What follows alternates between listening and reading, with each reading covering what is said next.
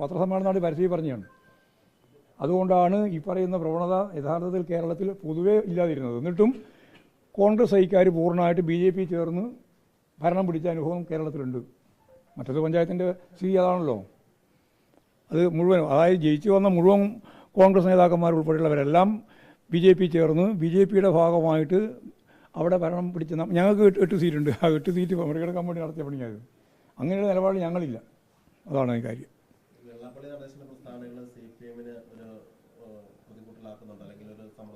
ഞങ്ങൾക്ക് എന്തിനാണ് പ്രതികൂട്ട്? ഞങ്ങളെ CPIM-ൻ്റെ ബ്രാഞ്ചോ ലോക്കൽ കമ്മിറ്റീൻ്റെ ആളാണോ ഈ പറയുന്ന? ഞങ്ങളെ സംബന്ധിച്ചിടത്തോളം ഞങ്ങളെ സംബന്ധിച്ചിടത്തോളം നിലപാടെന്താണെന്ന് പാർട്ടി തന്നെ വ്യക്തമാക്കുന്നുണ്ട്. സ്വാഭാവികമായിട്ട് ഞാനതിൽ എടുത്ത നിലപാട് ഇന്നലെ തന്നെ എന്നോട് ചോദിച്ചെടുത്തപ്പോൾ നമ്മൾ എടുത്ത നിലപാട്, വെള്ളാപ്പള്ളി നടേശൻ എന്ന് പറയുന്നത് കേരളത്തിലെ സാമുദായിക പ്രസ്ഥാനത്തിൻ്റെ പ്രമുഖ നേതാവാണ്. അദ്ദേഹം മതനിരപേക്ഷത ഉൾപ്പെടെയുള്ള ജനാധിപത്യം ഉൾപ്പെടെയുള്ള നിലപാടുകളോട് പലപ്പോഴും അല്ലെങ്കിൽ മഹാഭൂരിപക്ഷം സന്ദർഭങ്ങളിലും ക്രിയാത്മകമായി പ്രതികരിക്കുന്ന ഒരാളാണ്. ആ പ്രതികരണത്തെ പൂർണ്ണമായിട്ട് പാർട്ടി അംഗീകരിച്ചിട്ടുണ്ട്.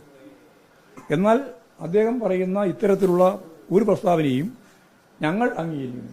അതാണ് ഞങ്ങളുടെ നിലപാട്. അംഗീകരിക്കാൻ കഴിയുന്നതെല്ലാം ഞങ്ങൾ അംഗീകരിക്കും. അംഗീകരിക്കാൻ കഴിയാത്ത കാര്യങ്ങൾ വരുമ്പോൾ ഞങ്ങളത് മലപ്പുറം ഉൾപ്പെടെയുള്ള ജില്ലകളിൽ സ്കൂൾ തുടങ്ങാൻ, വിദ്യാഭ്യാസ സ്ഥാപനം തുടങ്ങാൻ SNDPക്ക് പ്രയാസം നേരിട്ടു, സർക്കാർ അനുമതി കിട്ടിയില്ലാതെ CPM-ന്റെ അറിവിൽ അങ്ങനെ ഒരു പ്രശ്നം SNDPക്ക് നേരിട്ടിട്ടുണ്ടോ? അല്ലേ, SNDPക്ക് നേരിട്ട പ്രശ്നവും ഗവൺമെന്റുമായിട്ട് ബന്ധപ്പെട്ട പ്രശ്നവും അവർ കൈകാര്യം ചെയ്ത് കൊണ്ടുപോകണം. ഞങ്ങളിപ്പോൾ അതിൽ പാർട്ടി നിലയിൽ ഇടപെടേണ്ട കാര്യമില്ലല്ലോ. അതിൽ പാർട്ടി ഇടപെടേണ്ട കാര്യമില്ല. അത് ഗവൺമെന്റ് എന്ന നിലയിൽ ഏതെങ്കിലും രീതിയിൽ എവിടെയെങ്കിലും ഏതെങ്കിലും പ്രദേശത്ത് SNDP ആയാലും മറ്റാരായാലും സ്കൂൾ തുടങ്ങുന്നതിന് പ്രയാസം ഉണ്ടായിട്ടുണ്ടെങ്കിൽ ആ പ്രയാസം പരിഹരിച്ച ആവശ്യമായ നിലപാട് സ്വീകരിക്കാൻ വേണ്ട. അതിന് ഞങ്ങൾക്ക് ആർക്കതൊക്കെയുള്ളൂ. അതിലൊന്നും ഞങ്ങൾക്ക് പ്രശ്നമുണ്ട്. അങ്ങനെയൊന്നും തോന്നുന്നില്ല. വെറുതെ ആവശ്യമില്ലാതെ ആൾക്കാരെ അനാവശ്യമായ ചോദ്യം ചോദിക്കുക. എന്നാൽ ചോദ്യം ചോദിക്കാൻ ചോദിക്കാതിരിക്കുന്നതാണ്. അതാ ഞാൻ പറഞ്ഞു. നിങ്ങൾ അയാൾക്കൊപ്പം നിൽക്കുന്നു ഇല്ല, ഉണ്ടാകുന്നില്ല. നിങ്ങൾ ഉണ്ടാക്കിയത് അത് യഥാർത്ഥത്തിൽ മാധ്യമങ്ങൾ ഉണ്ടാക്കിയിട്ടുള്ളതാണ്, ഭൂഷ രാഷ്ട്രീയ പാർട്ടികൾ ഉണ്ടാക്കിയതാണ്. അല്ലാതെ ഞങ്ങൾ അങ്ങനെ ഒരു നിലപാടൊന്നും ചെയ്യുന്നില്ല. ജനങ്ങൾക്ക് വേണ്ടി നിൽക്കുകയും ആ മലപ്പുറം എന്ന് പറയുന്ന ഒരു ജില്ല രൂപീകരിക്കുന്നതിന് വേണ്ടി നേതൃത്വം കൊടുത്ത പാർട്ടിയാണ് അടുത്ത അതിനകത്ത് മുന്നോട്ട് CPIM എന്നും ഞങ്ങളെല്ലാം തന്നെയാണ് എടുത്തത്. ആ മലപ്പുറത്തിനെതിരായിട്ട് പറയേണ്ട ഒരു കാര്യമില്ല. പറഞ്ഞാൽ ആരും അംഗീകരിക്കൂല.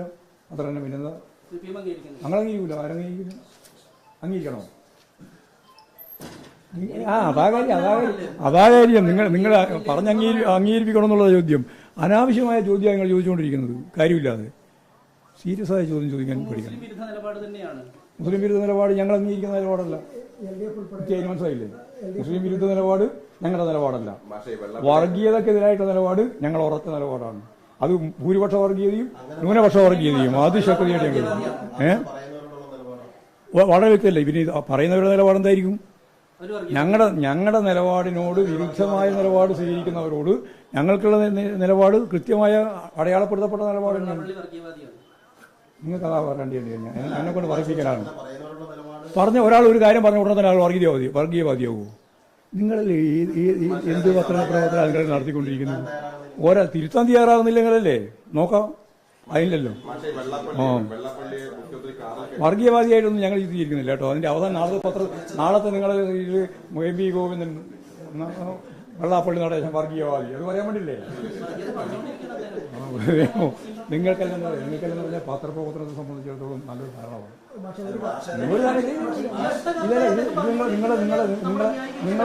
നിങ്ങളുടെ ധാരണ തികച്ചും വർഗീയമായ ധാരണയാണ്. നിങ്ങളുടെ ധാരണയാണ് വർഗീയ ധാരണ.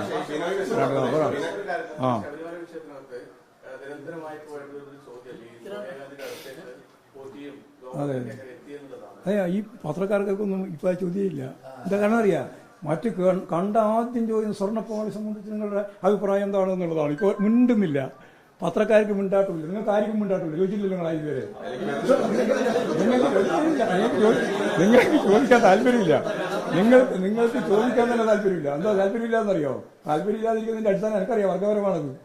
അതുകൊണ്ടാണ് നിങ്ങൾ ഇതേവരെ സംരക്ഷിക്കാൻ നടന്ന ആളുകളെല്ലാം ഇതിന്റെ തന്നെ ഭാഗമായിട്ട് വരുന്നു എന്ന് വന്നപ്പോൾ നിങ്ങൾ മലക്കം പറഞ്ഞിട്ട് ആ കാര്യം ഇനി അധികം മുന്നോട്ടേക്ക് പോകേണ്ടതില്ല, തീരുമാനത്തിന്റെ ഭാഗമായിട്ടാണ് എനിക്കറിയാം. അന്വേഷണം വേണമെന്നുള്ള സെൻട്രൽ ഏജൻസി അന്വേഷിച്ചു കഴിഞ്ഞാൽ ഇതിലിപ്പോ സോണിയാഗാന്ധി ആണെങ്കിലും രാഹുൽ ഗാന്ധി ആണെങ്കിലും ആരാണെങ്കിലും അത് പുറത്തു വരുമല്ലോ. സെൻട്രൽ ഏജൻസി പോകണോ വേണ്ടിയോ എന്നുള്ളത് ഞങ്ങൾ തീരുമാനിക്കേണ്ട കാര്യമല്ല. ഞങ്ങൾ ആദ്യം മുതലേ ഒരു നിലപാട് സ്വീകരിച്ചിട്ടുണ്ട്. അതിലുള്ള നിലപാട് SIT അന്വേഷണം പോകണം, ഹൈക്കോടതിയുടെ നേരിട്ടുള്ള കീഴിലെന്നാണ് ഞങ്ങൾ പറഞ്ഞത്. അതിനെ കൃത്യമായിട്ട് അന്വേഷിച്ച് മുന്നോട്ടേക്ക് പോകാൻ സാധിക്കുള്ളൂ. ആ നിലപാടാണ് പിന്നെ ഹൈക്കോടതി തന്നെ സ്വീകരിച്ചത്. അതുകൊണ്ടാണ് ഹൈക്കോടതി SITയെ തീരുമാനിച്ച് അവരന്വേഷണം നടത്തിക്കൊണ്ടിരിക്കുകയാണ്. ആ അന്വേഷണം നടത്തി മുമ്പോട്ടേക്ക് പോയിക്കൊണ്ടിരിക്കുന്നതിനിടയിൽ ഇതേവരെ ഇടതുപക്ഷ ജനാധിപത്യ മുന്നണിക്കും അതുപോലെ കമ്മ്യൂണിസ്റ്റ് പാർട്ടി ഓഫ് ഇന്ത്യ മാർക്സിസ്റ്റിനൊക്കെ എതിരായിട്ടാണല്ലോ പുരുത്തവും അതുപോലെ തന്നെ ഇതിന്റെ ഭാഗമായിട്ട് പ്രശ്നങ്ങളൊക്കെ വരുന്നത് എന്ന് പറഞ്ഞാൽ എന്തൊരു ആഹ്ലാദഭരിതമായിരുന്നു പത്രക്കാരെല്ലാം നിങ്ങളെല്ലാം. പക്ഷെ ഇപ്പം നോക്കുമ്പോൾ എന്താ, ഇപ്പം അത്ര ആഹ്ലാദം കാണുന്നില്ല. കാരണം എന്താ, മെല്ലെ മെല്ലെ എത്തിയിട്ട് എന്തിനാണ് ഈ രണ്ട് പ്രധാനപ്പെട്ട പ്രതികൾ എന്ന് പറഞ്ഞാൽ, ഒന്ന് കൊള്ള നടത്തുന്ന നേതൃത്വം കൊടുത്ത ഒന്നാം പ്രതി, രണ്ട് ഈ കൊള്ള മുതൽ വാങ്ങിയിട്ടുള്ള അതിൽ തന്നെയുള്ള പ്രതി, ഈ രണ്ടുപേരും സോണിയാഗാന്ധിയെ പോലെ വളരെ സുരക്ഷിതമായ പശ്ചാത്തലമുള്ള, ഒരു തരത്തിലും അവിടെ ഈച്ചക്ക് പോലും പ്രവേശിക്കാൻ പാടില്ലാത്ത അത്ര ഗൗരവമുള്ള എല്ലാ സെക്യൂരിറ്റിയും നൽകുന്ന ഒരാളെ എന്തിന് കാണാൻ പോയി എന്നുള്ള ചോദ്യം വളരെ പ്രസക്തമായ ചോദ്യമല്ലേ. ഇതേവരെ പറഞ്ഞിട്ടില്ലല്ലോ മറുപടി. ആ പോയ കൂട്ടത്തിൽ എന്തിനാണ് കേരളത്തിലെ ഇന്നത്തെ UDFന്റെ കൺവീനർ പോയത്? അന്ന് കൺവീനറല്ല, ഇന്ന് കൺവീനറാണ് കൺവീനർ പോയത്. അതുപോലെ തന്നെ MP എന്തിനാണ് പങ്കെടുത്തത്? ആന്റോ ആന്റണി എന്തിനാണ് ആ പരിപാടിയിൽ പങ്കെടുത്തത്? തൃപ്രയാർ ഉൾപ്പെടെയുള്ള അന്നത്തെ ദേവസ്വം ബോർഡിന്റെ പ്രധാനപ്പെട്ട നേതാവ് അതിൽ ആ ഫോട്ടോയിലുണ്ട്. ഇവരെല്ലാം എന്തിനാണ് പോയത്? ആരാണ് ഇവർക്ക് അപ്പോയിന്റ്മെന്റ് തയ്യാറായി കൊടുത്തത്? ഈ ചോദ്യം പ്രസക്തമായ ചോദ്യമാണ്. ആ ചോദ്യത്തിന് ഇന്നും ഉത്തരം കിട്ടിയിട്ടില്ല. ഞാൻ പോയിട്ടുണ്ട് എന്ന് സമ്മതിച്ചിട്ടുണ്ട്, ആ ഫോട്ടോ ശരിയാണ് എന്ന് സമ്മതിച്ചിട്ടുണ്ട്. അപ്പോൾ സ്വാഭാവികമായിട്ട് മറുപടി പറയേണ്ടി വരും.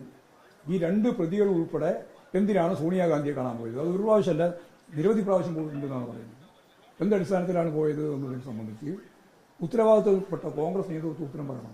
കോൺഗ്രസിന്റെ പ്രമുഖ നേതാക്കൾ പറയണം. അത് അടൂർ പ്രകാശം മാത്രം പറയേണ്ട ഒരു കാര്യമല്ല.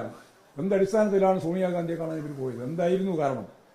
ഇപ്പോഴാണെങ്കിൽ നിരവധിയായ പുതിയ വിവരങ്ങൾ വന്നുകൊണ്ടിരിക്കുകയാണ്. ആ പുതിയ വിവരങ്ങൾ വരുന്നതിനനുസരിച്ച് തീർച്ചയായിട്ടും ഇതിനെ സംബന്ധിച്ച് കൃത്യമായ മറുപടി ജനങ്ങൾക്ക് ലഭിക്കണം. അപ്പോൾ ആ പ്രശ്നം വന്നപ്പോൾ SITയെ ഇനി ഞങ്ങൾ വിശ്വസിക്കില്ല. കാരണം SIT എന്ന് പറയുന്നത് നിങ്ങൾ ഇവരെന്താ ധരിച്ചിട്ടുള്ളത്? അത് ഹൈക്കോടതിയുടെ ഭാഗമായിട്ടുള്ളതല്ലേ. ആ സംവിധാനത്തിൽ അന്വേഷിച്ചുകൊണ്ടിരിക്കുന്നത്. അന്വേഷിച്ച് ആവശ്യമായ നിലപാട് സ്വീകരിച്ച് മുമ്പോട്ടേക്ക് പോകും. അത് വരുമ്പോൾ കൃത്യമായിട്ട് അറിയും ഓരോരുത്തരുടെയും പങ്ക് എന്താണ് എന്ന്. ആ പങ്കിനെ അടിസ്ഥാനപ്പെടുത്തി ഞങ്ങൾ നിലപാട് സ്വീകരിക്കും. ഇല്ലേ അവർ പറയട്ടെ, ഹൈക്കോടതിയല്ലേ പറയണം. അതാ ഞാൻ പറഞ്ഞത്, ഹൈക്കോടതി പറയട്ടെ. ഇത് ഇവിടെ നിൽക്കില്ല, അപ്പോൾ വേറെ അന്വേഷിച്ചോട്ടെ, ഞങ്ങൾക്ക് എന്താ കുഴപ്പം? ഉടനെ അതാണ്. അപ്പോൾ ഗോവിന്ദ മാസ്റ്റർ CBI വന്നാലും കുഴപ്പമില്ല എന്ന് പറഞ്ഞിരിക്കുന്നത് ഏതാണല്ലേ? നിങ്ങളല്ലേ ഞാൻ പറഞ്ഞിരിക്കണ്ട.